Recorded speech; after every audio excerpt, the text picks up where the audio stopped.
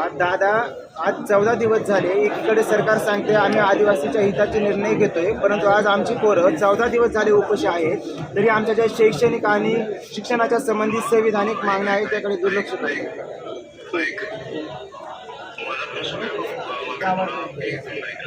हो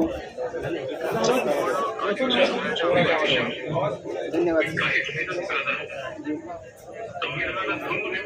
हो बरोबर बस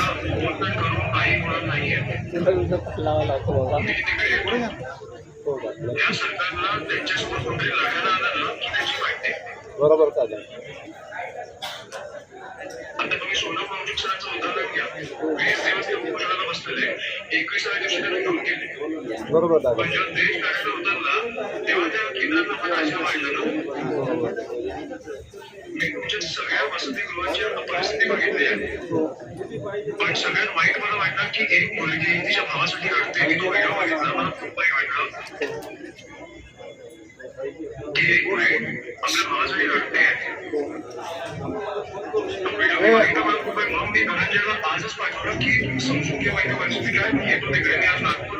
हो दादा. दादा रोज हॉस्पिटलाइज होतात आपले मुलं.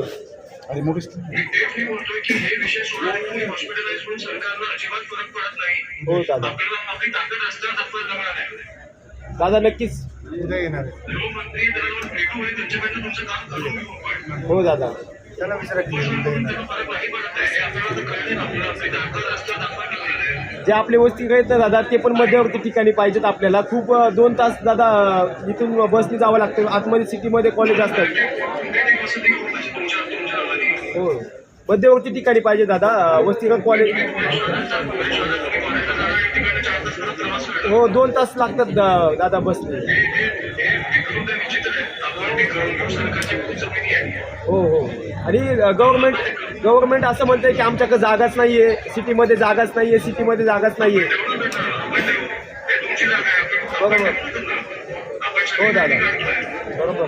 दादा 12,500 जी पदभरती आहे आपली ती सुप्रीम कोर्टाने त्याच्यावरती निर्णय दिलाय की आदिवासींना त्या ठिकाणी पदोन्नती द्या, परंतु हे सरकार त्याकडे अजिबातही लक्ष देत नाही. बोगसांना दादा त्या ठिकाणी शासन प्राधान्य देते आणि आदिवासींना घरी बसवतं. हे कितपत योग्य आहे दादा? बरोबर.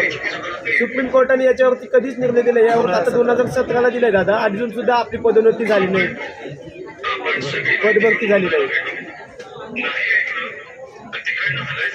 हो दादा नक्की.